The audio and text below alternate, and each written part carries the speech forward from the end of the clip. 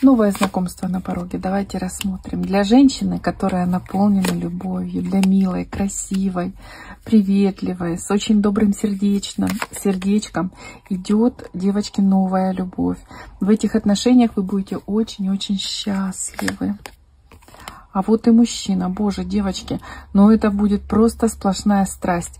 Этот человек откроет вас как женщину. Возможно, после него вы поймете, с ним вы поймете, да, что все, что было до него, это было так, репетиция, да, не по-настоящему.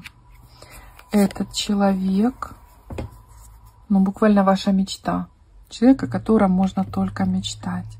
Он будет, девочки, очень горячим, страстным, темпераментным, поэтому настройтесь на такие отношения, которые будут завязаны именно на страсти.